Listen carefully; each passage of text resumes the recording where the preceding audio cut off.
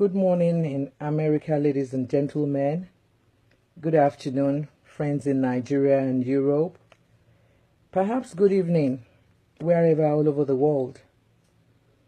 Thank you once again for joining me on the live podcast.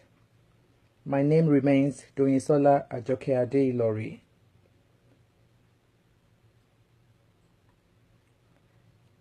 Lara Boni Okaro, how are you? I'm getting a little bit more professional. Guess what? I came on at 8 o'clock on the dot. It's exciting. If I tell you the things I go through just to do this on Wednesday and Saturday mornings, you will laugh. How I have to rush to get dressed, make sure I'm ready, do my minimal makeup. You know I don't like makeover. Do my minimal makeover, set myself, because if I shake in any stupid way right now, everything will tabaru. But it's so good to do it, and it's so good to be here. I thank you all for joining me.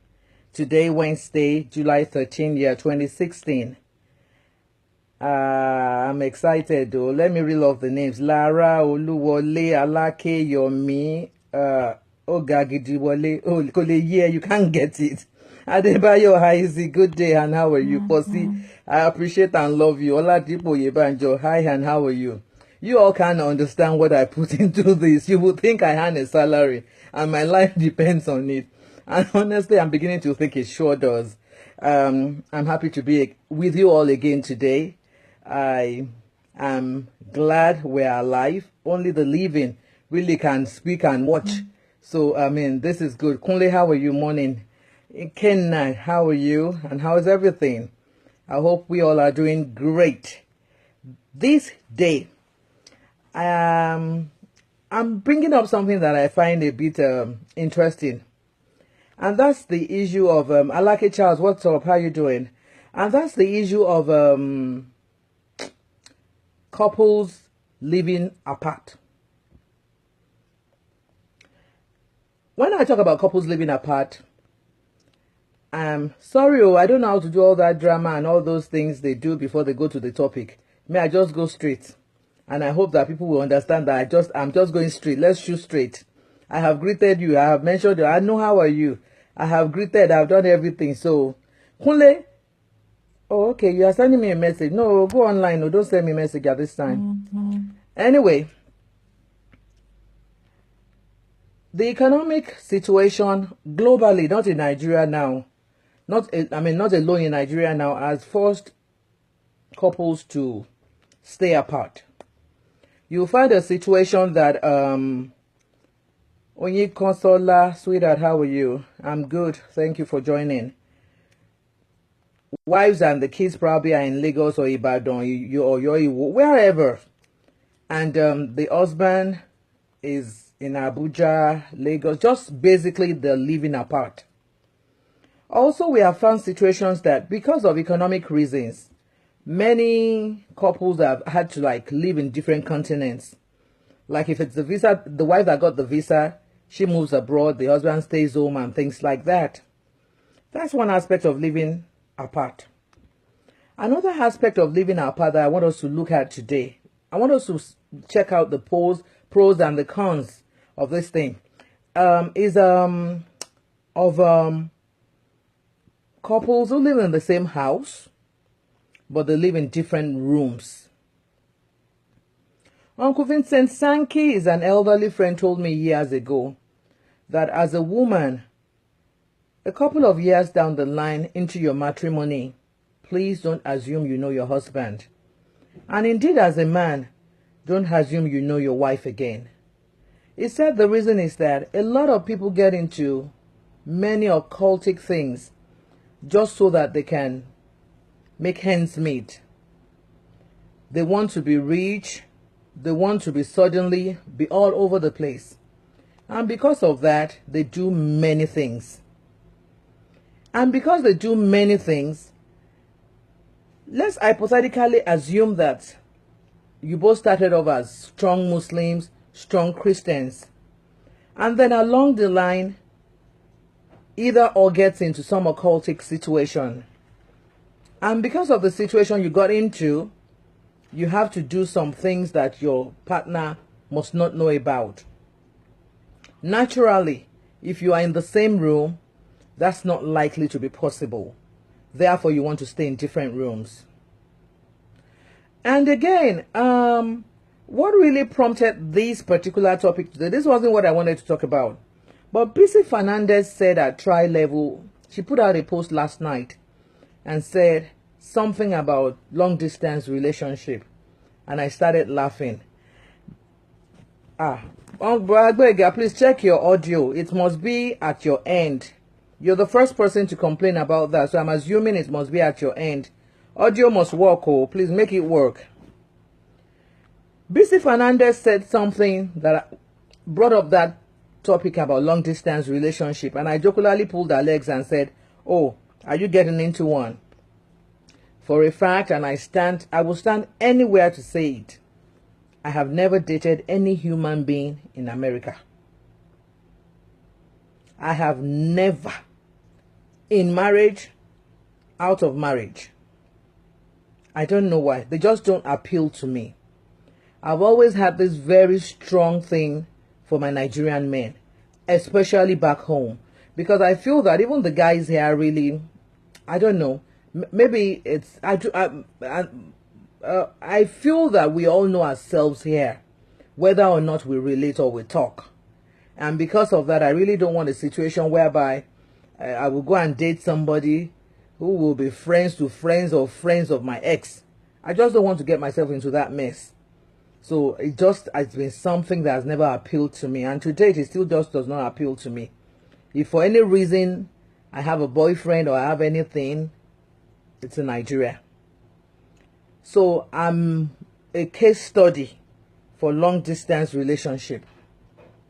So when Bisi threw out that thing last night, I was hoping that I would read a bunch of stuff as responses from other people, but I really haven't gotten it. I didn't have the time to really like go into it, so I'm not sure what they wrote.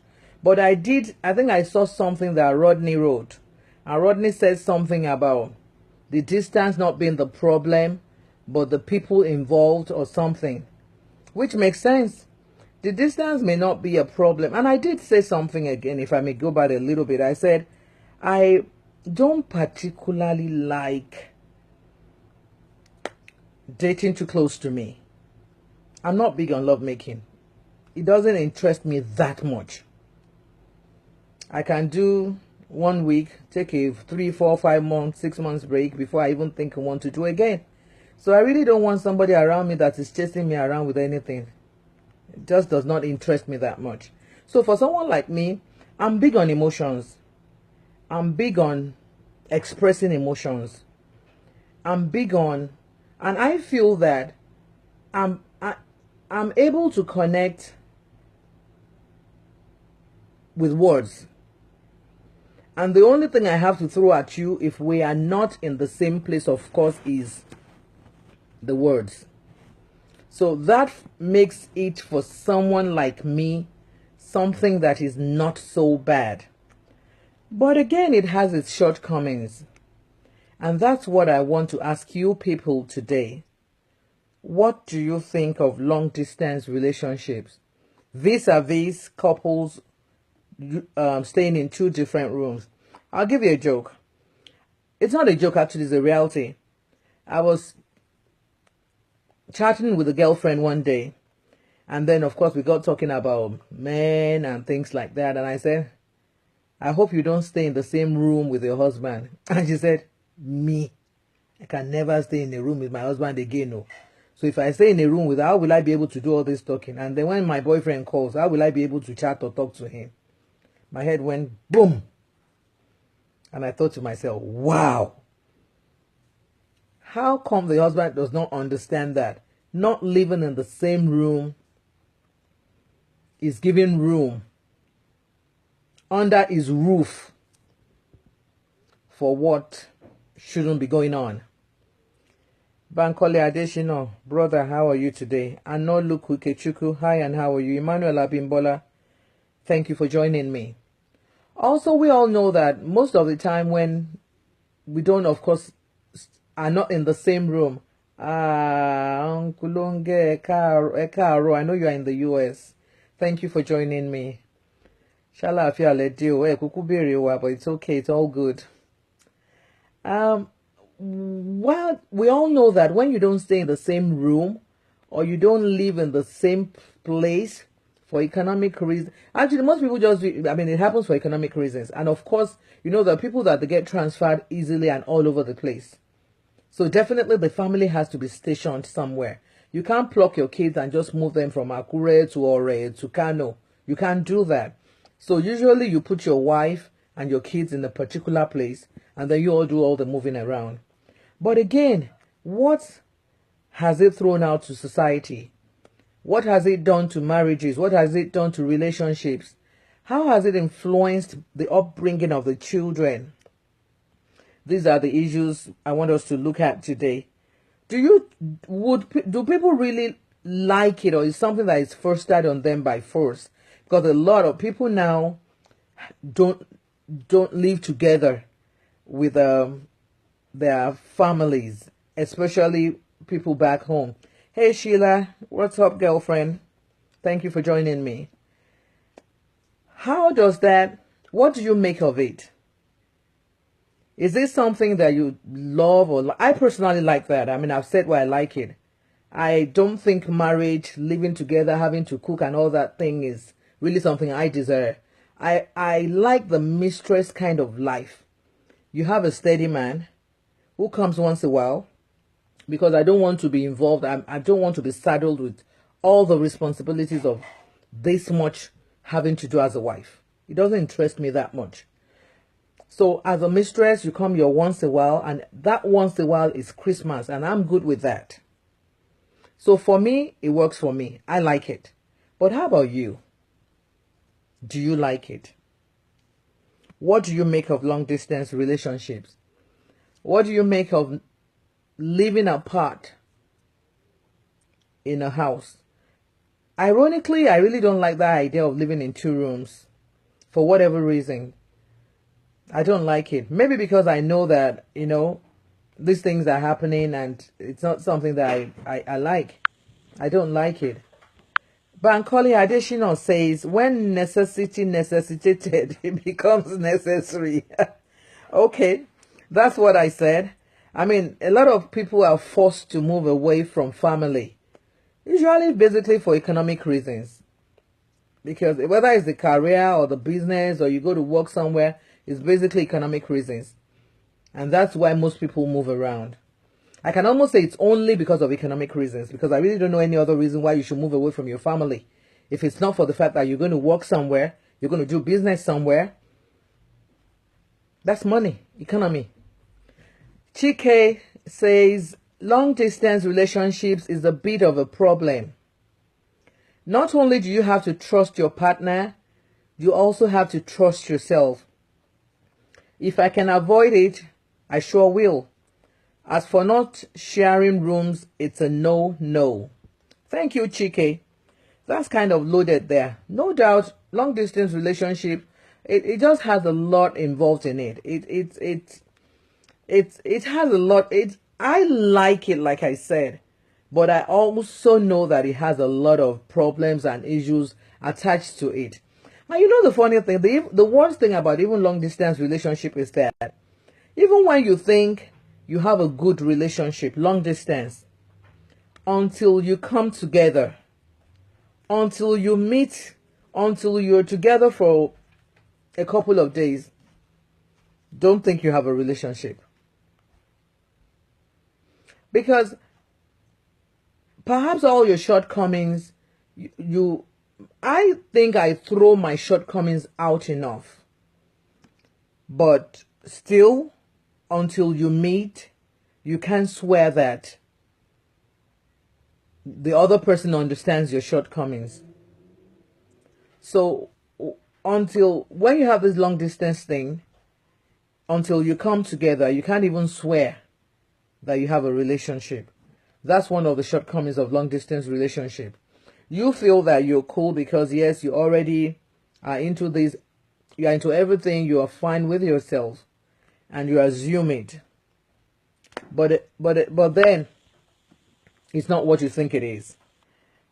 Ibrahim, Ibro, how you doing today? How's madam and the children? Let's talk about long distance relationships. Let's talk about living in differing rooms. Let people say what they think about it. Bisi Fernandez was asking questions about long distance relationship. And like I said, it's something I like, but it's probably something not everybody likes. It's probably something that does not even work for everybody. What are the pros and what are the cons? If you have a choice, would you do it? If you have a choice, would you run away from it? And why do you have separate rooms from your spouse? If you do, let's hear why you so do. Olushola Campbell says, hello, and I say hi to you, Olushola. You say it's a dangerous development when a couple stay in different rooms in the same building. It usually gives room for spiritual loopholes, and subsequently physically unwholesome behavior shall begin to take root in the family. I am inclined to agree with you, because you don't know what the other person is doing in his or her room. And I can assure you that a lot of people are doing a lot of things. The one that you are even still in the same bedroom, you cannot completely trust not to be. You see, one thing I want us to realize today is that the Yorubas say, it's something to do with irore. I'm sorry, I don't have an English interpretation for that. But basically what it means is that it's what you allow to fester that kind of grows.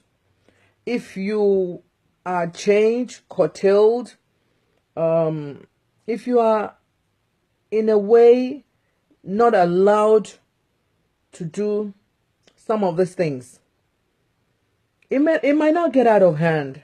It might not. I'm not swearing it will or will not. It just might. That's why I've used might. But what in a situation whereby there's really nothing curtailing each or the other person doing whatever they want to do. You see, emotions is one of the very funny things in life that at some point you have no control over. And when it's overwhelming, it's just simply overwhelming, and it's like a drug. You want it, you have it, you're used to it, you must have it. So when you stay in different rooms, I almost believe that you just allow things to happen to you. And one of the things that you allow to happen to you is like you allow each or the other person to do whatever they like. Giddy, how are you today? You say no sharing of rooms for me since we started having children, and I snore.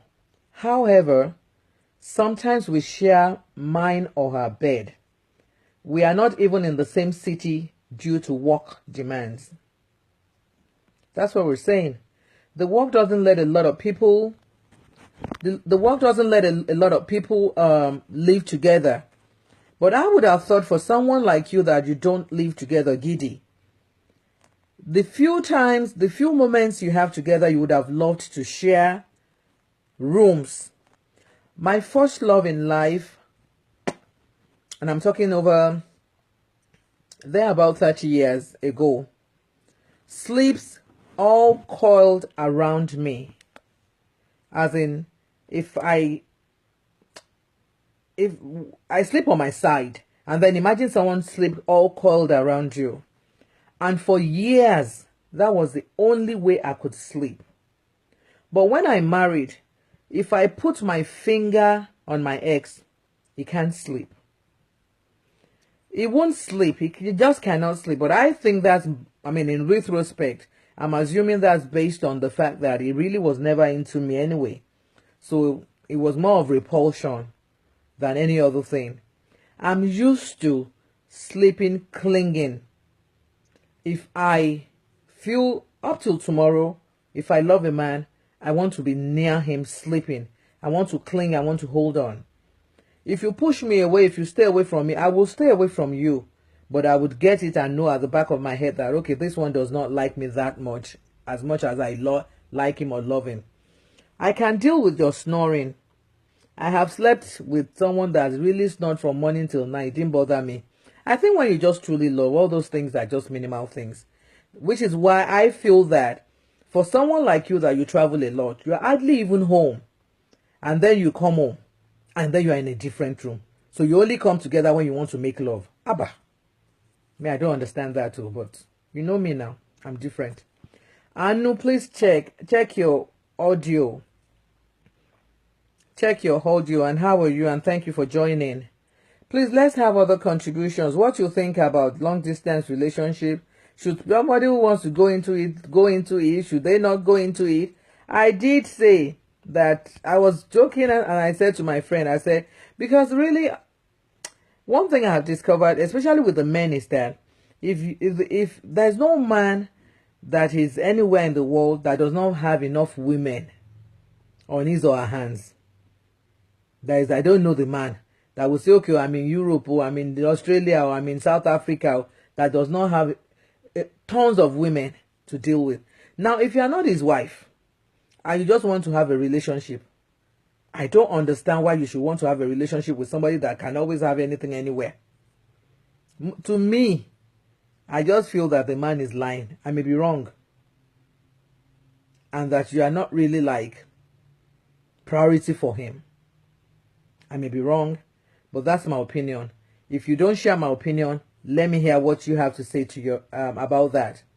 But I just feel that when it's long distance and it's the man that is away and you are the one that you are back home and you are not his wife, I doubt the sincerity of that relationship. I'm sorry to say. But this is my personal opinion. Now, if you are the woman away, you just know that you are just catching your phone. He has more than enough back home. If he comes to see you, it's because of small loyalty. But again, upon meeting each other, how has it panned out?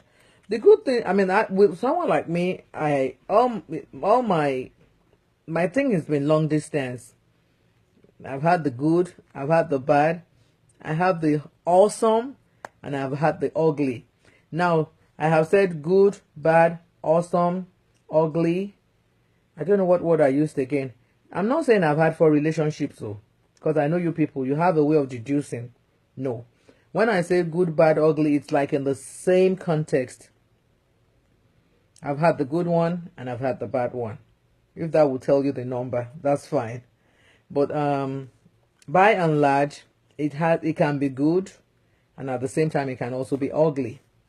I'm not getting as enough responses as I would have loved to get. I'm not getting anything from people as to why they want to not be in the room with their spouses.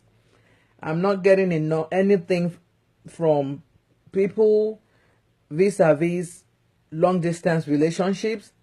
I don't know it all. I just say the little bit I know to say and expect my people to flesh it up. So I'm hoping that I'll get more responses in the next few minutes. Barring that, if there's nothing coming on, I want to use this opportunity to tell friends that I'll be back on Saturday morning, 1 p.m. Nigerian time. And as always, you know that we can continue this via chat, argue it, discuss it. And if you have anything you want me to talk about, you know you can get in touch with me.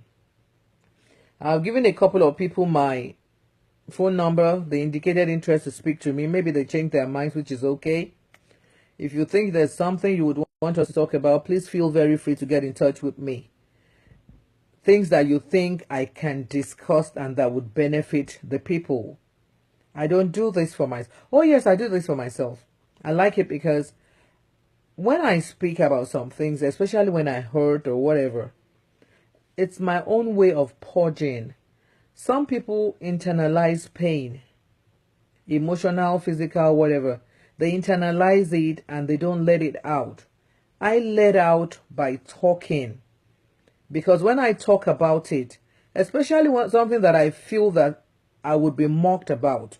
Once I let it out of my system, it takes away the bulk, not all the pain, but it takes away the bulk of the pain. If you want to call me an idiot, and I've already said, guess what? I did a very stupid thing, no. What's there to say again? I've already acknowledged the fact that I was an idiot, which takes away the steam from whatever sting you are going to try to throw at me. That's why I talk. I talk because I want to purge myself of pain and so many things that I can bottle inside of me. Uncle Gabriel says, my wife Yemi will never agree to us living separately in the same house. Sometimes back, Doyin, I made an attempt to be locked in my bedroom. She became so angry that she took the keys to the room up till now. I don't know where the keys are kept. I like your wife, oh. Her head is really screwed on good. Because if she allows you to stay in a different room, you won't stop toasting me. Good job, Auntie Yemi. And keep loving Uncle Gabriel for me. Thank you. Thank you, Ifoma, for joining. Olushola Campbell says again, well, I take an exception to use of word trust in a marriage relationship. The Bible says love, not trust. Love is accommodating and trust is... I have a feeling that you didn't finish that statement or comment.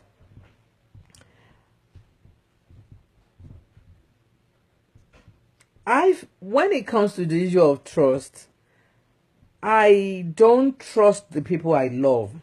And I'm happy that somebody just brought that up. Trust and love are two different things. I could love you and not trust you. I won't trust you if I have seen reason for me not to trust you. But it does not take my love away. So I am amused when someone will say, you don't trust me, therefore you don't love me. Or because you don't trust me, I can't be in a relationship with you. I don't trust you. I hardly trust. Because I know that people... Okay, you mean severe, yeah. People do many wrong things. People are engaged in many things that they don't want their partners to know about. So why should I know these things. I know most of the time these things are going on. So why do you expect me to trust you when I can love you and just accept your shortcomings and just ignore something? I don't. The only time trust comes to play with me is when we are talking money. When we are talking keeping our words and things like that. Oh, I trust this person not to do bad, not to kill, not to hurt, not to steal. But when it comes to trust in relationship, oh, will this person mess around? I do not trust anybody. Oh. Hear me clearly and hear me good. I can't bring myself to trust any man on the face of the earth. Every man I have trusted have shown me that it is just not true. I trusted my ex-husband. I didn't know he could marry a wife. I trusted him with my life, with my money. My ex-husband was the only human being on the face of the earth that can give me poison in his hands and say, eat. Nobody can say, take this and lick it. I won't take it. He was the only one. I trusted him. And he married a year before I even knew. And we lived together. So if I have been through that experience with someone that I married for 14, 15 years, how can I ever think to trust? No, I don't. I do not trust any man. No. I can love you. Understand that. But trust, throw it out of my dictionary. Especially if I've even seen reason for me not to trust you. So, like Uncle Shola Campbell said, yes, you can love. And I should think you should just love. You see, when you stay apart, the truth is that the man know, the woman know, the tendency to do things, they are already there. It takes the grace of God. And you see, when people say it's because, I don't even think it's whether you're a Christian or a Muslim or anything, it just takes the grace to not commit, even as a woman. So, I mean, all the men that they love their wives, they can die for their children, and they have a string of girlfriends basically because they have the chance, they are opportune, they are alone where they are at.